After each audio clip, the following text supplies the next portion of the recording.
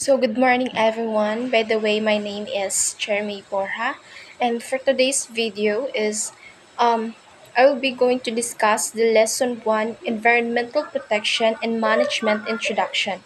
So, may tatlong objectives tayo. First is the students will have a concrete definition of environmental protection. The second is be able to cite the importance of studying and implementing the principles within environmental protection. And lastly is analyze the implication of the importance of environmental education in daily life. So now let's proceed to the introductions. According to Lepgren et al. In 2012 that environmental education ay tumutulong siya sa mga tao na pamahalaan ang kanilang kapaligiran. Ito ay bumubuo ng tamang asal para sa napapanatiling pag-unlad.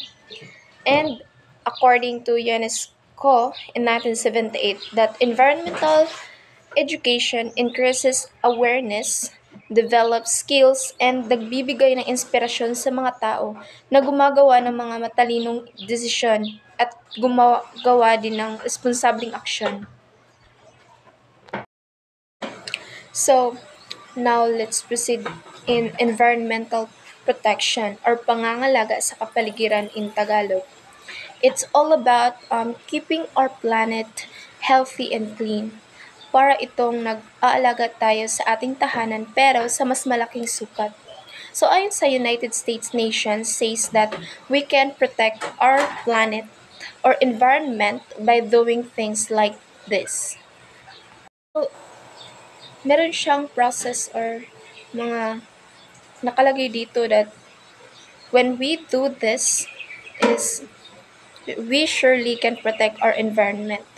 First is changing the way we make things and make use these things. Second is changing our shopping habits, improving how we make things.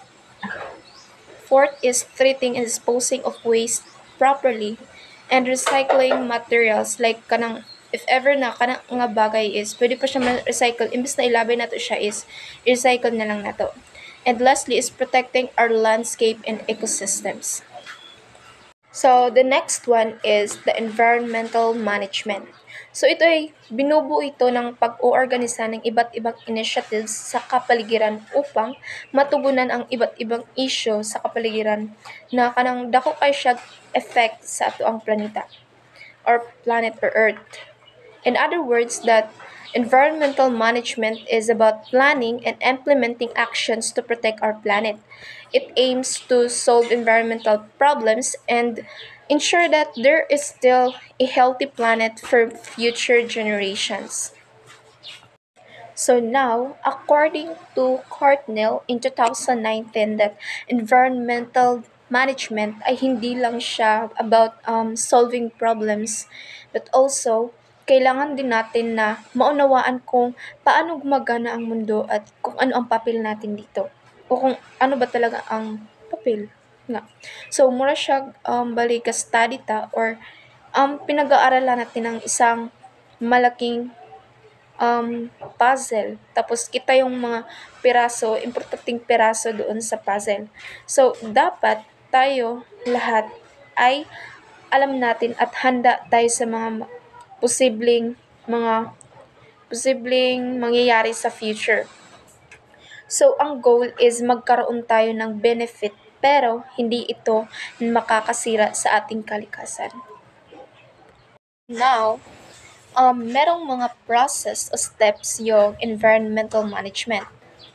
So, yung una is alamin ang gusto nating mangyari. So, naadra atong kung unsa nay kanang kalagayan sa ating kapaligiran, dapat kabaluta about sa mga ingana. Second is kilalanin ang mga challenges. So, pwedeng problema sa pera, lipunan, culture, politics, o even sa technology. So, kinahanglan nato na ang maging realistic at mangitatag ka ng paraan para ma-overcome nato na siya nga mga problems. And naapod to isa is katong mag-isip ng maaga. Kasi dapat tayo ay handa sa mga unexpected events or unexpected future events, parang ganyan, or mga natural disasters, o kanang mga problemas sa preserved na rin sa kalikasan. So, now, kailangan natin na ma-anticipate ang mga ito and find a solutions. So, the next one is about environmental education is important. So, may tanong ako. Importante ba talaga na magkaroon tayo ng ma-educate tayo about sa environment natin? So, why? So, it is so very important that we educate about sa environment natin. Why? It's because dahil ito ang bali pundasyon para matuto ng pamamahala sa kapaligiran. So parang sinasabi ng US EPA na the environmental education is parang dito ka matututo tungkol sa mga problems, masusolusyonan na at magkakaroon ka ng lakas ng loob para o na kumilos para makatulong sa ating planeta. So, CUS APA provides the following factors of environmental education. So, ang first is about sa awareness and sensitivity. So, from the words awareness and sensitivity, so kailangan natin maging aware and sensitibo sa mga environmental issues. And also, kung paano ito nakakapekto sa atin. The second one is the knowledge and understanding. So, dapat nating malaman kung paano gumagana ang ecosystems at kung anong mga problema ang kinakaharap nito at ang mga sanhi at epekto ng mga ito. So, the third one is pagmamalasakit at motivation. So, kailangan din natin na magkaroon ng pagmamalasakit sa kalikasan at maging motivated na gawin ang lahat para maprotektahan ito. So, ang fourth is about the skills to solve problems. So, now, kailangan din natin na magkaroon tayo ng mga practical skills upang matukoy at masolusyonan ang mga problema sa ating kapaligiran, such as problem solving, critical thinking, and etc. So, the last one is about the active participations. So, dili jud siya sapat no nga it's only lang na magkaroon tayo ng knowledge about sa mga environmental. So, dapat din na if naay mga kailangan na activities na dapat i-attend about sa ato ang kalikasan is dapat active tayo na makilahok sa mga activities na mga ito upang parang tumutulong sa pagpapabuti ng ating kapaligiran. Now let's proceed sa Philippines laws in promoting environmental education. So dito sa Republic Act number 9512 is also known as the National Environmental Awareness and Education Act of 2008. So dito ay tungkol ito sa pagtuturo sa atin o sa mga tao patungkol sa ating kapaligiran. So, sinasabi dito na ang gobyerno ay dapat na pinoprotektahan nila yung ating kapaligiran at dapat na napapanatili yung kalinisan ng ating kapaligiran, hangin at tubig. And also, it says this law na ang mga kabataan o youth is so very important. Isa sa napaka-mahalaga dahil nakakatulong sila sa pagprotekta ng ating kapaligiran para sa hinaharap or in the futures. So, the main purpose for this is that this law aims to promote environmental awareness through environmental education. So now, dito naman tayo sa Executive Order 579S in 2006.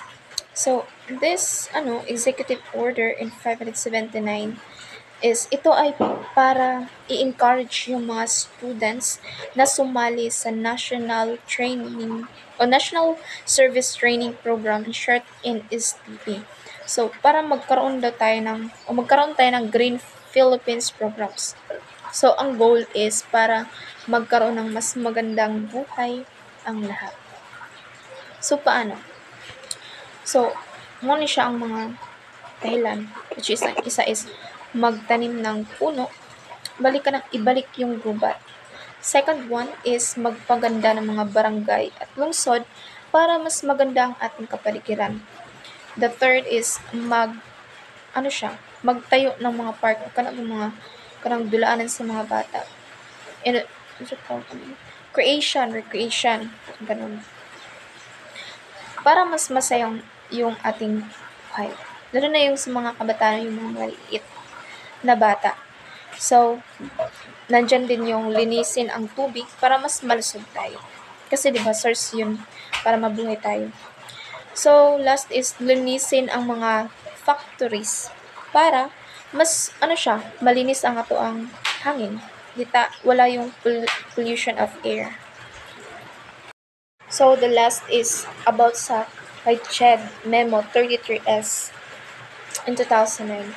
So, si CHED Memo 33S in 2009 ay nag-uutos na isama ang education sa kapaligiran ng mga kurso sa kolehiyo. Dapat daw sa college is naani nga subject or naani siya. Lalo na sa bahagi ng Civic Welfare and Training Service, in short CWTS, ng NSTP. So, ibig sabihin, dapat na matuto ang mga estudyante sa kolehiyo tungkol sa kapaligiran at kung unsaon na siya kung paano ito pangalagaan habang sila ay nakikilahok sa mga gawain sa NSTP o sa CWTS ng NSTP. Balik ka ng active, nagyapon dito ang active participations. So, muna siya ang kasabot. Kanina, CHED Memo. And that would be all. Thank you.